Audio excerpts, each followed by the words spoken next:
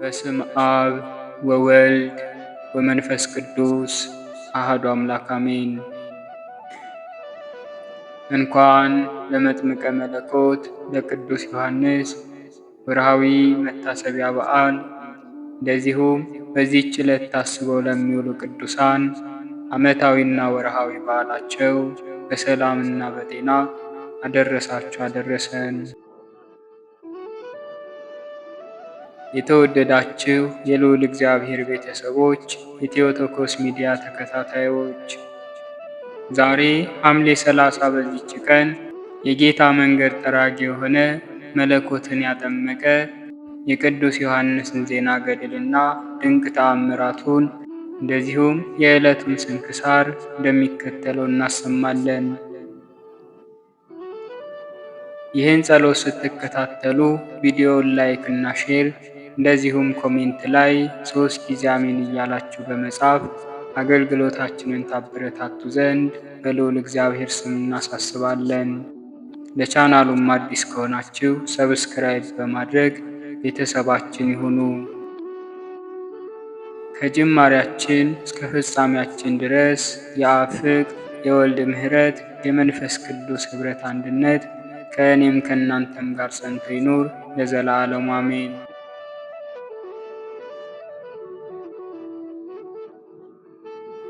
ገድለ ዮሐንስ መጥምቅ ዘወርሃ ሐምሌ። አንድ አምላክ በሚሆን በአብና በወልድ በመንፈስ ቅዱስ ስም አምነን ጌታችን መድኃኒታችን ኢየሱስ ክርስቶስ ለመጥምቁ ቅዱስ ዮሐንስ ከከበረ ገድሉ የተነሳ የሰጠውን የቃል ኪዳኑን የምሥራች እናነባለን። በተባረከ በወርሃ ሐምሌ ከገዳም ማር ይልቅ ጥዑም የሆነ ይህንን ቃል ኪዳን እንሰማ ዘንድ ይገባናል።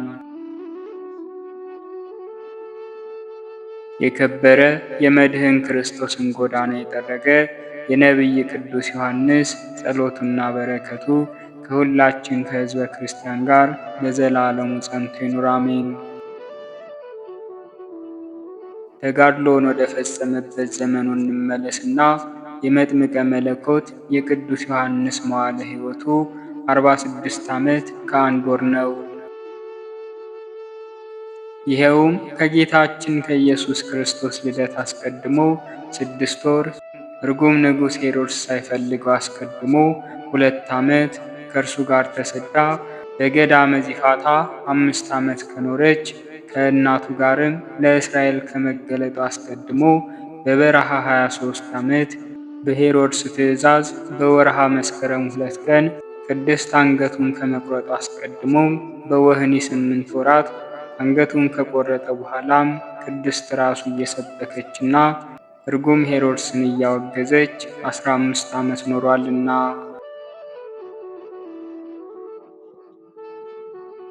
የአባቱ የነቢይ ዘካርያስ ሰማዕትነትም በቤተ መቅደስ ውስጥ በወርሃ መስከረም 7 ቀን ተፈጸመ።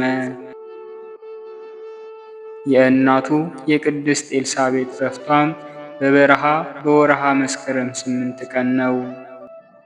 በየካቲት 16ም የሚሉ አሉ።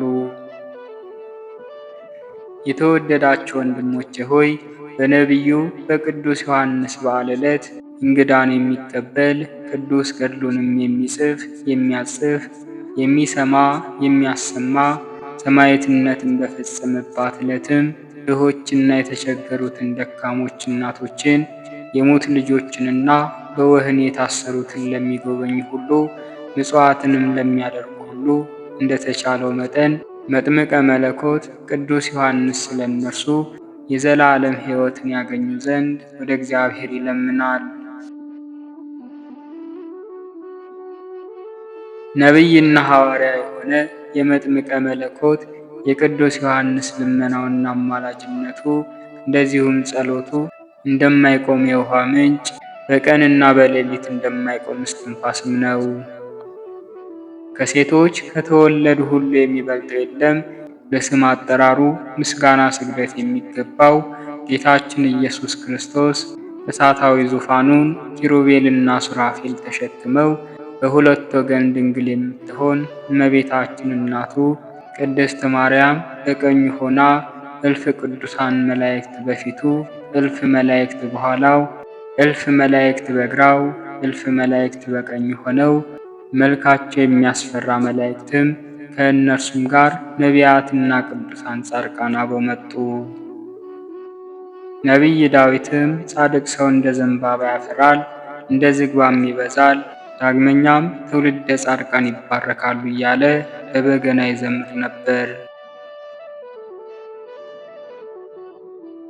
ጌታችን አምላካችንና መድኃኒታችን ኢየሱስ ክርስቶስም ወዳጄ ዮሐንስ ሆይ የሰጠውህን ቃል ኪዳን ታምኖ በስምህ ተማጽኖ በቤተ ክርስቲያን በበዓልህ ቀን የጸለየ መታሰቢያህንም ያደረገ በስምህም የለመነ ነፍሱ ከሥጋው በተለየች ጊዜ ባሕረ እሳትን አሻግረዋለሁ፣ መንግሥተ ሰማያትንም ከፍቼ መላእክትም ያላዩት ደስታ ያለበት ረፍትም ያለበት ስፍራን አወርሰዋለሁ። የብርሃን ልብስን አለብሰዋለሁ፣ የብርሃን ዘውድም አቀዳጀዋለሁ። እስከ 55 ትውልድ ድረስም እምርለታለሁ።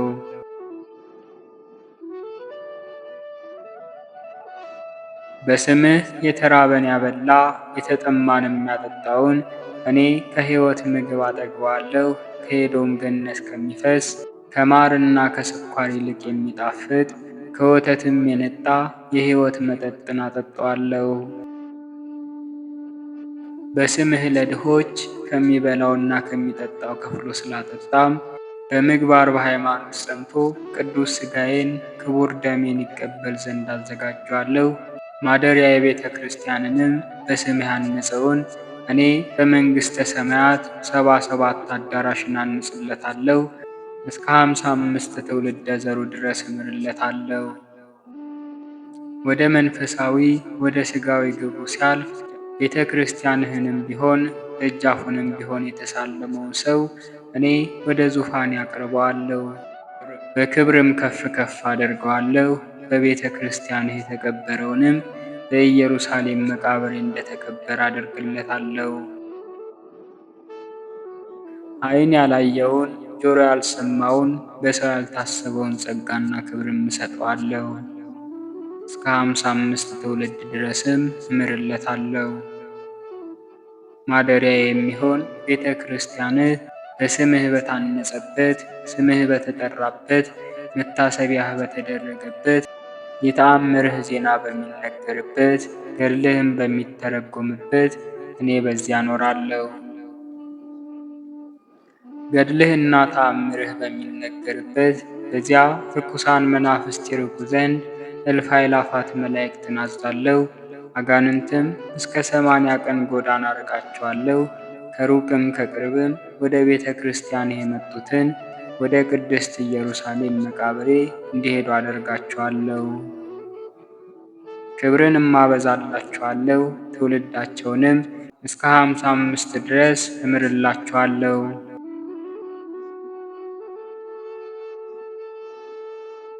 ወደ ቤተ ክርስቲያን ይሄድ ዘንድ ሁሉ በበሽታም ቢሆን በእርጅናም ቢሆን የቀረውንም ከደጅህ ደርሶ እንደተሳለመ አደርግለታለሁ። ክብሩንም ከተሳለሙት ጋር አደርገዋለሁ።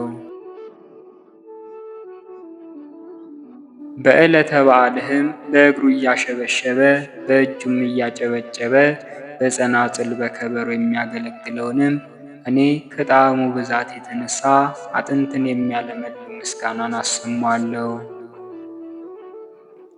ስለ ስምህ በሽተኛን የጎበኘ ያዘነውን ያረጋጋ በአገልጋዮቼ በቅዱሳን አጠገብ አሳርፈዋለሁ።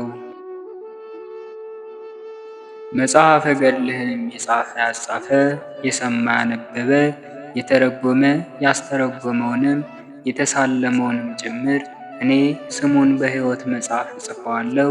ትውልዱንም እስከ 55 ትውልድ ድረስ እምርለታለሁ።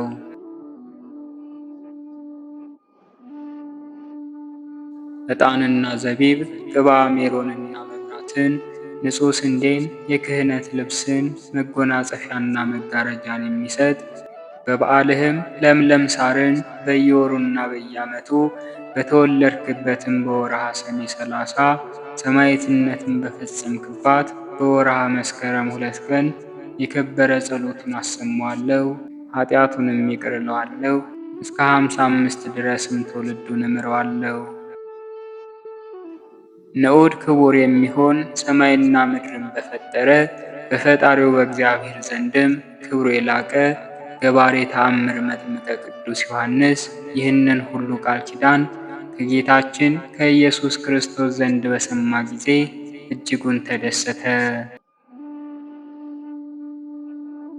ጌታዬ ኢየሱስ ክርስቶስ ሆይ ከቸር አባትህ ከማህያዊ መንፈስ ቅዱስ ጋርም በአንድነት ላንተ ምስጋና ይገባል። ይህን ሁሉ የክብር ቃል ኪዳንን ሰጥተኸኛልና ብሎ ወድቆ ሰገደ። ዳግመኛም ጌታችን ኢየሱስ ክርስቶስ ወዳጁ መጥምቀ ዮሐንስን ወዳጄ ዮሐንስ ሆይ እነግርህ ዘንድ ስማ፣ ቤተ ክርስቲያንህ በታነጸበት ስምህም በተጠራበት መታሰቢያህም በተደረገበት ስፍራ ሁሉ ረሃብና ጥም፣ አባርና ቸነፈር፣ የእንስሳት ሞት፣ የሰው መቅሰፍት አይደርስም። በዚያች አገር ፍጹም ተድላ ደስታ ይሆናል እንጂ። ልጅ ባይኖረው መካም ቢሆን የ55 ትውልዱን ክብር ጨምሬ ለእርሱ ሰጣለሁ። ቅድስት ቤተ ክርስቲያን የታነጸችበትን ስፍራም መንበረ መንግሥቴ እንደተዘረጋባት እንደ ጽርሐ አርያም አደርጋታለሁ። ጌታችን መድኃኒታችን ኢየሱስ ክርስቶስ ለመጥምቀ መለኮት ለቅዱስ ዮሐንስ ቃል ኪዳን ሰጠው። በዚያም መላእክት፣ ሊቃነ መላእክት፣ የከበሩ ነገሥታት ዳዊትና ሰሎሞን፣ ሕዝቅያስም በበገና በመሰንቆ ያመሰግኑ ነበር። ዳግመኛም መልከ ጼዴቅና የነቢይ ቅዱስ ዮሐንስ አባቱ ካህኑ ዘካርያስም አረጋዊ ስምዖን የብርሃን ዘውድ ተቀዳጅተው መጡ። ካህናተ ሰማይም የቅዱሳንን ጸሎት ሁሉ የያዘ የብርሃን ማዕጠንተ ወርቅ በእጃቸው ይዘው መጡ። መድኃኔ ዓለም ክርስቶስ ንዑድ ክቡር ከሚሆን ከነቢየ ልዑል ከቅዱስ ዮሐንስ ጋር በወርሃ መስከረም 1 ቀን ያደረጋት ቅድስት ቃል ኪዳኑ ተፈጸመች። በተባረከ በወርሃ ሐምሌም እነሆ ተነገረች። ጎዳናውን በጠረገ ነቢይና ሐዋርያ በሆነ በመጥምቀ መለኮት በቅዱስ ዮሐንስ አማላጅነት በጌታችን በመድኃኒታችን በኢየሱስ ክርስቶስ በርኅራኄውና በቸርነቱ የሚገኝ ይቅርታው ሁላችንን ከሰይጣን ወጥመድ ያድነን፣ ወደ ሲኦል ከመውረድ የሚጠብቀን ዛሬም ዘወትርም እስከ ዘላለሙ ድረስ አሜን።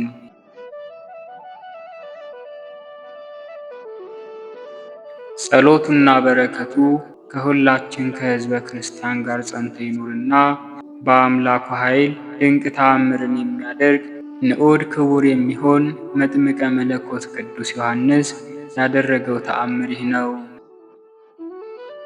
በመጥምቁ በቅዱስ ዮሐንስ ቃል ኪዳን የሚታመን መጽሐፈ ገድሉንም በየቀኑ ጠዋትና ማታ የሚጸልይ አንድ ሰው ነበር። በሀገሩ ውስጥም በሰዎች ዘንድ በወገኖቹም ዘንድ በሩቅ የባዕዳን ሀገር ቢሆን የታመመ ሰው እንዳለ ሲሰማ ንሱ በዮርዳኖስ መለኮትን ያጠመቀ የቅዱስ ዮሐንስን ይህንን መጽሐፈ ገድል ጸልዩበት ይል ነበር።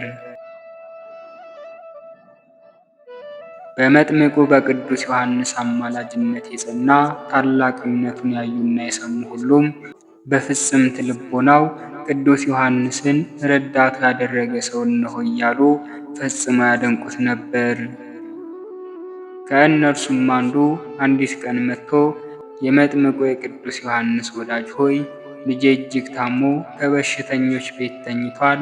የሚያንፈራግጠው ጊዜ አለ፣ እሳቱ ውስጥ የሚጥለውም ጊዜ አለ፣ አመድ የሚያስበላው አተላ የሚያስጠጣውም ጊዜ አለና ሕሊናውን አያውቅም፣ ምን ይሻለኛል አለው። እግዚአብሔርንም የሚፈራ ይህ ሰው ንሳ በሽተኞችን የሚፈውስ ድንቅ ታምራትንም የሚያደርግ የቅዱስ ዮሐንስን መጽሐፈ ገድል ያዝ፣ በቤትህም ቀንና ማታ ጸልይ፣ እግዚአብሔር የታመመ ልጅህን ይምረዋል አለው። ልጁ የታመመበት ያ ሰውም ይህንን ሁሉ ማድረግ የታመመ ልጄንም ማዳን እንድችል እሳምናለሁ፣ ነገር ግን ቅዱስ መጽሐፈ ገድሉን በእጆቼ ይዝ ዘንድ የሚያስደንቅ ተአምራቱን ቃልም እጠራ ዘንድ ኃጢአተኛና በደለኛ ስለሆንኩ አይገባኝም። ወንድሜ ሆይ አንተ የቅዱስ ዮሐንስን መጽሐፈ ገድሉን ይዘህ ከእኔ ጋር እንሂድ። ስለ እግዚአብሔርና ስለ መጥምቀ ቅዱስ ዮሐንስ ፍቅር ብለህም በታመመው ልጄ ላይ በቤቴ ውስጥ ጸልይልኝ አለው።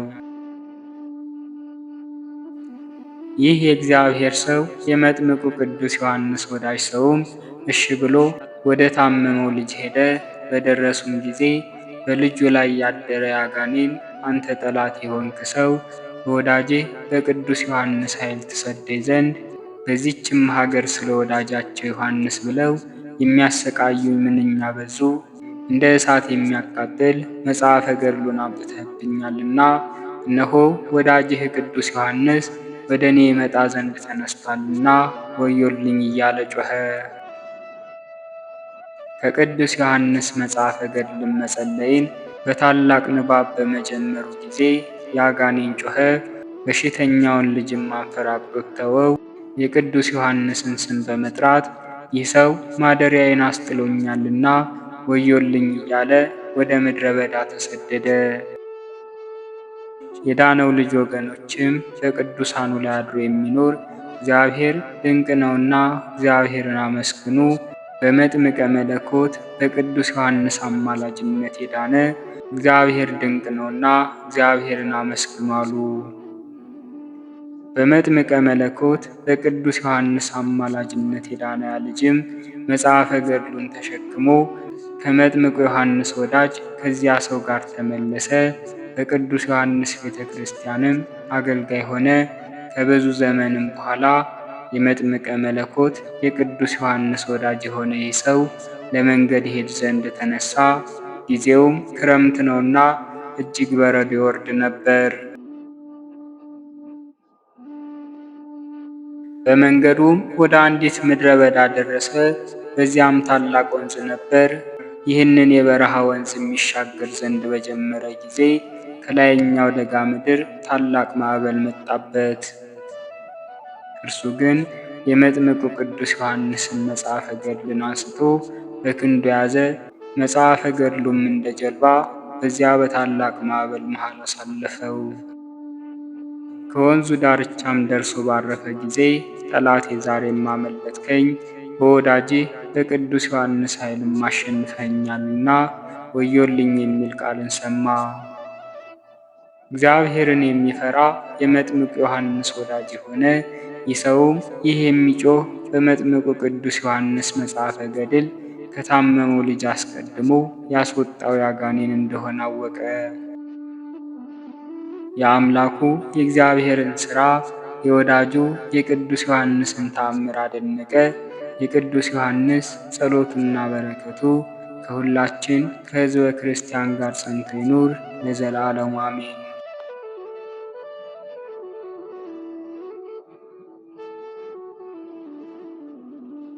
በወርሃ ሐምሌ በ30ኛው ቀን የሚነበብ የስንክሳር መጽሐፍ። አንድ አምላክ በሆነ በአብ በወልድ በመንፈስ ቅዱስ ስም ሐምሌ 30 በዚች ቀን ቅዱሳን የገሊላ ሰዎች መርቆሬዎስና ኤፍሬም በሰማዕትነት አረፉ። እነዚህም ከአክሚም ከተማ የመጡ የሚዋደዱ በመንፈስ ቅዱስ ወንድማማች በሥጋም ዘመዳሞች ነበሩ። መንፈሳዊ ስምምነትንም ተስማምተው በላይኛው ግብፅ ካሉ ገዳማት በአንዱ ገዳም መነኮሱ። በጾም በጸሎትና በስግደት እየተጋደሉ በገዳሙ ውስጥ 20 ዓመት ያክል ኖሩ።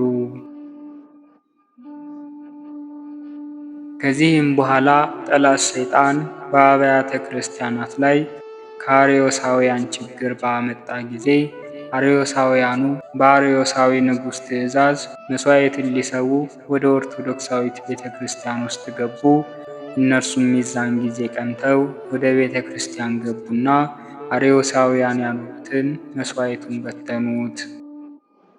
እንደዚህም አሏቸው፣ በስሉስ ቅዱስ ስም ያልተጠመቀ መሥዋዕትን ያሳርግ ዘንድ አይገባውም። ያን ጊዜም አርዮሳውያን ይዘው ደበደቧቸው፣ ታላቅ ግርፋትንም ገረፏቸው። አጥንቶቻቸውንም እስኪሰበሩ ድረስ በምድር ላይ ጥለው ረገጧቸው። ነፍሶቻቸውንም በእግዚአብሔር እጅ ውስጥ ሰጡ። የሰማዕትነትንም አክሊል ተቀበሉ። ምዕመናንም መጥተው ሥጋቸውን ወሰዱ። ባማሩ ልብሶችም ገንዘው በመልካም ቦታ ኖሯቸው። ከእነርሱም ለበሽተኞች ታላቅ ፈውስ ሆነ። ለእግዚአብሔር ምስጋና ይሁን። እኛንም በእነዚህ ቅዱሳን ጸሎት ይማረን ለዘላለሙ አሜን።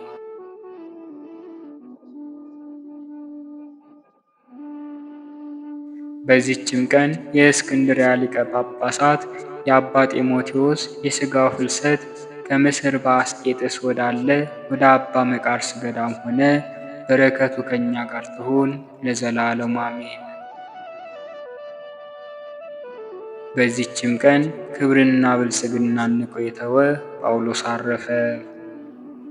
ይህም ቅዱስ ባለጸጋ ነበር። ደግ የሆነች ሚስትና የተባረኩ ልጆችም ነበሩት። መነኮስ ሊሆን ወደደ። ሚስቱና ልጆቹንም ጠርቶ እነሆ ክብር ይግባውና ስለ ክርስቶስ ፍቅር እሸጣችሁ ዘንድ ወደድኩ አላቸው።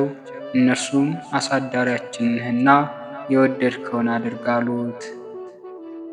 ከዚህም በኋላ ገንዘቡን ሁሉ ወስዶ ለድሆችና ለችግረኞች በተነ። ሚስቱንም ወደ ደናግል ገዳም ወሰዳት።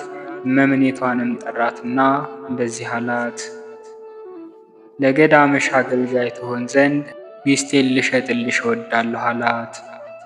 እርሷም እሺ አለችው። የመሸጫዋንም ደብዳቤ ጻፈ። የሽያጯን ዋጋ ተቀብሎ ለድሆች ሰጠ። ልጆቹንም ወደ አበምኔቱ ወስዶ እንደ እናታቸው ሸጣቸው። ለአበምኔቱም አሳልፎ ሰጣቸው።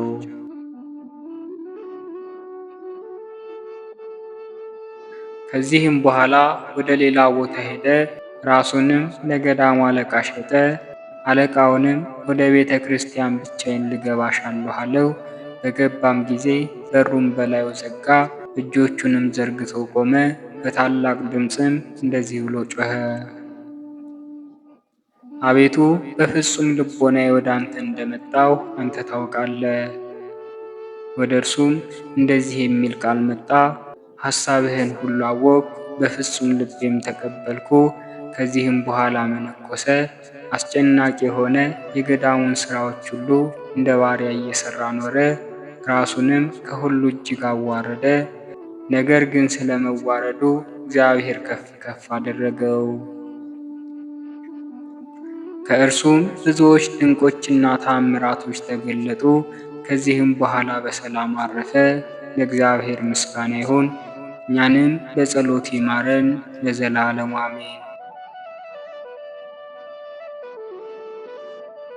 በዚህችም ቀን የእስራኤሉ ቤተ ክርስቲያን የከበረችበት ዕለት ነው። ይኸውም ሱሪያል መልአክ ነው። አማላጅነቱና ረድኤቱ ከሁላችን ጋር ይሁን ለዘላለሙ አሜን።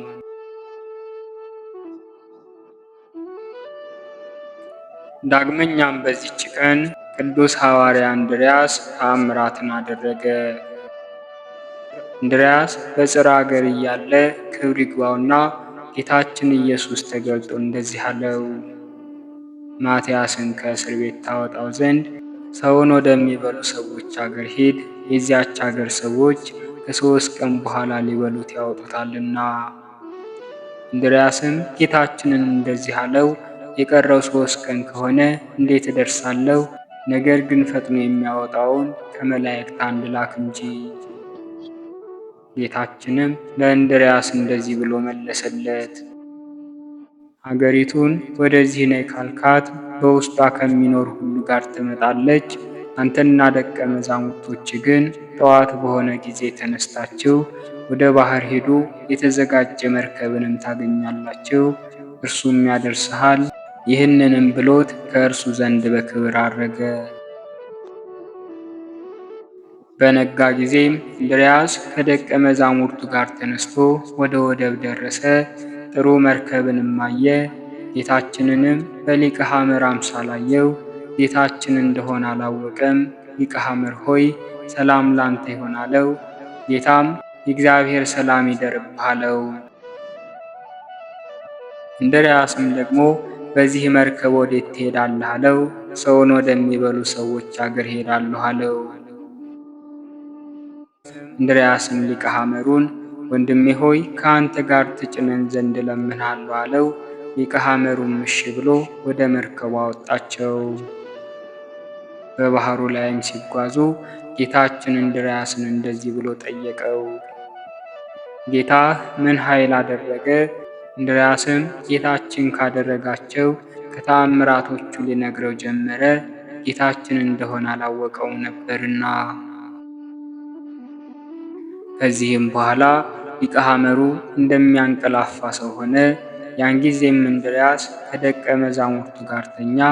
በዚያም ጊዜ ጌታችን እንድርያስንና ሁለቱን አርድእቱን ይሸከሟቸው ዘንድ መላእክትን አዘዛቸውና ወስደው በባህሩ ዳርቻ አኖሯቸው። እንድርያስም ከእንቅልፍ በነቃ ጊዜ መርከብን አላገኘም፣ እጅግም አደነቀ።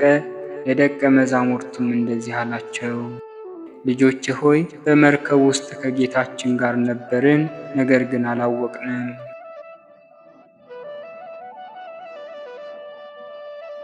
ከዚህም በኋላ እንድርያስ ተነስቶ ጸለየ። ክብር ይግባውና ጌታችንም በመልካም ጎልማሳ አምሳል ተገለጸለት፣ እንደዚህም አለው፣ ወዳጄ እንድርያስ ሆይ አትፍራ፣ እኔ ይህንን አድርጌያለሁና አንተ በ3 ቀን አልደርስም ብለህ ነበር። ስለዚህ በፍጥረት ሁሉ ላይ ኃይል እንዳለኝ የሚሳነኝም እንደሌለ ታውቅ ዘንድ እንግዲህም ወደ ከተማው ገብተህ ማትያስን ከእስር ቤት አውጣው፣ ከእርሱ ጋርም ያሉትንም ሁሉ አውጣቸው። ከዚህም በኋላ እንድርያስ ከደቀ መዛሙርቱ ጋር ተነስቶ ወደ ከተማ ገባ። ማትያስ ወዳለበትም እስር ቤት ሄደ። በደረሰ ጊዜ የወህኒ ቤቱ ደጅ ራሷ ተከፈተች። በገባ ጊዜም ማትያስን ተቀምጦ ሲዘምር አገኘው። እርስ በርሳቸውም ሰላምታ ተሰጣጡ። እንድርያስም ማትያስን ከ2 ቀን በኋላ አውጥተው እንደ እንስሳ አርደው ይበሉኛል አልክ? አንተ በጌታችን ዘንድ ያየናትን ያችን ምስጢር ረሳሃትን? በምንናገራት ጊዜ ሰማይና ምድር ይናወጣሉ አለው። ማትያስም ወንድሜ ሆይ እነሆ ይህንን አወቅኩ፣ ነገር ግን በዚች ከተማ ውስጥ ስራዬን እንድፈጽም የጌታችን ፈቃድ እንደሆነ እኔ እናገራለሁ። እርሱ ራሱ እነሆ እኔ እንደ በጎች በተኩላዎች መካከል እልካቸዋለሁ ብሏልና። ወደዚህም እስር ቤት በጨመሩኝ ጊዜ ክብር ይግባውና ጌታችንን ጠራሁት። እርሱም 27 ቀን ሲፈጸም ወንድምህ እንድርያስን ወደ አንተ ልከዋለሁ፣ እርሱም ከእስር ቤት ያወጣሃል፣ ከአንተ ጋር ያሉትን ሁሉ ያወጣቸዋል ብሎ ገለጠልኝ። እነሆም ደርሰሃል፣ የምትሰራውን አስተውል አለው። እንድርያስም ወደ እስረኞች በተመለከተ ጊዜ እንደ እንስሳ ሳር ሲበሉ አይቶ አዘነ፣ አለቀሰም። ሰይጣንንም ከሰራዊቱ ጋር አሰረው። ከዚህ በኋላ እንድርያስና ማትያስ ተነስተው ወደ እግዚአብሔር ማለዱ። እጆቻቸውንም በእስረኞች ሁሉ ላይ ጫኑ። አእምሯቸውም ተመለሰ። ከከተማው ውጭ ወጥተው በዚያ በአንድነት እንዲቀመጡ አዘዟቸው። እነዚህ ሐዋርያትም የሚሆነውን ያዩ ዘንድ ወጥተው በሀገሩ ጎዳና ዳር ተቀመጡ። የከተማው ሰዎችም እንደ ልማዳቸው የሚበሉትን ከእስረኞች ውስጥ ሊያወጡ መጡ። የእስር ቤቱን ደጅ ክፍት ሆኖ አገኙ፣ እስረኞችም አልነበሩም። ደንግጠውም በእኛ የደረሰብን ምንድን ነው? ወዮልን አሉ። ያን ጊዜም ሰይጣን በሰው ተመስሎ ሐዋርያት ይህንን አደረጉ ብሎ ነገራቸው። ያሉበትንም አመለከታቸው።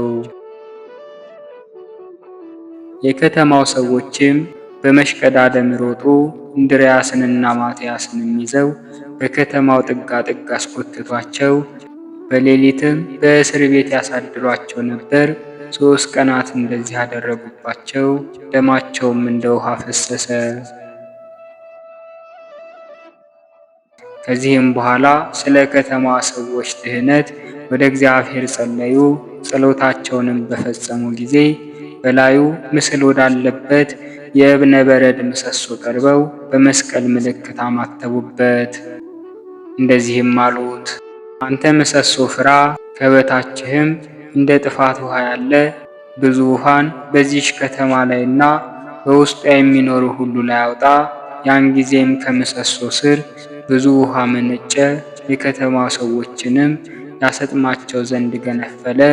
ሰዎችም ከከተማው ወጥተው ሊሸሹ ወደው ወንዶችና ሴቶች ልጆቻቸውን ያዙ። ውሃውን በስቶ ከበባቸው፣ ማምለጥም አልተቻላቸውም። ውሃውም እስከ አንገታቸው ድረስ ደረሰ። ያን ጊዜም አለቀሱ፣ እንደዚህም አሉ፣ ወዮልን! ይህ ሁሉ በእኛ ላይ የመጣው በእነዚህ በተመረጡ ሰዎች በእግዚአብሔር አገልጋዮች ምክንያት ነው። እኛም በአምላካችን እናምናለን አሉ።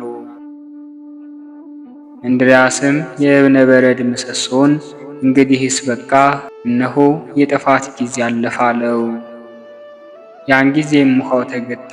ውሃውም እንደተገታ የከተማው ሰው አይተው ወደ ሐዋርያት ሄዱ።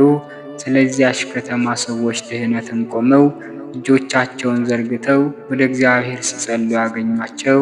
ሐዋርያትን ይቅር በሉን ብለው ለመኗቸው። ሐዋርያት በሕያው እግዚአብሔር እመኑ እንጂ አትፍሩ አሏቸው። ሐዋርያትም ሁለተኛ ጸለዩ። በውሃ ስጥመት የሞቱትንም ሙታን አስነሷቸው። በዚያውም ውሃ በአብ በወልድ በመንፈስ ቅዱስ ስም አጠመቋቸው። ሥጋውንና ደሙንም አቀበሏቸው። ቤተ ክርስቲያንንም ሰሩላቸው። ሕግንና ሥርዓትንም ሁሉ አስተምረው በቀናች ሃይማኖት አጸኗቸው። እንደዚህም አሏቸው፣ ያዘዝናችሁን ጠብቁ፣ ከእናንተ በኋላ ለሚነሱ ለልጆቻችሁም አስተምሯቸው። ከዚህም በኋላ የአራዊትን ጠባይ ከእነርሱ ያርቅ ዘንድ እግዚአብሔርን ለመኑት። ክብር ይግባውና ጌታችንም ይህንን የአራዊትን ጠባይ አራቀላቸው። ሰዎች የሚመገቡትንም የሚመገቡ የዋሆች ሆኑ። አባቶቻችን ሐዋርያትም ብዙ ተአምራትን አደረጉ፣ በሽተኞችን ሁሉ ፈወሱ። ከዚያም በኋላ እንድርያስ ከደቀ መዛሙርቱ ጋር ወደ ግሪክ አገር ተመለሰ። ለእግዚአብሔር ምስጋና ይሁን።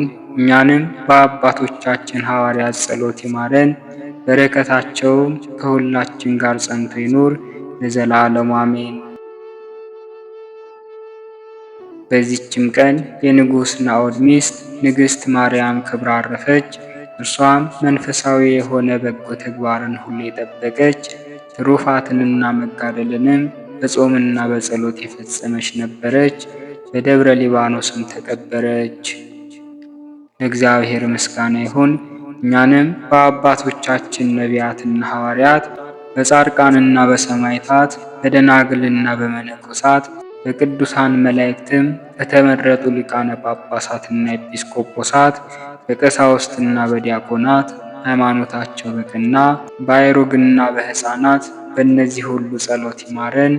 አምላክን የወለደች የእመቤታችን የቅድስት ድንግል ማርያም በረከቷ በርዕሰ ሊቃነ ጳጳሳት በአባ ማትያስ እንደዚሁም በሁሉም ሊቃነ ጳጳሳትና በኤጲስቆጶሳት በሁላችን በቅድስት ኦርቶዶክሳዊት ተዋሕዶ በቤተ ክርስቲያን ልጆች ላይ ይደር ለዘላለሙ አሜን። በሐምሌ ወር የሚነበብ ንባብ እነሆ ተፈጸመ። ለእግዚአብሔር ምስጋና ይሁን ለዘላለሙ አሜን።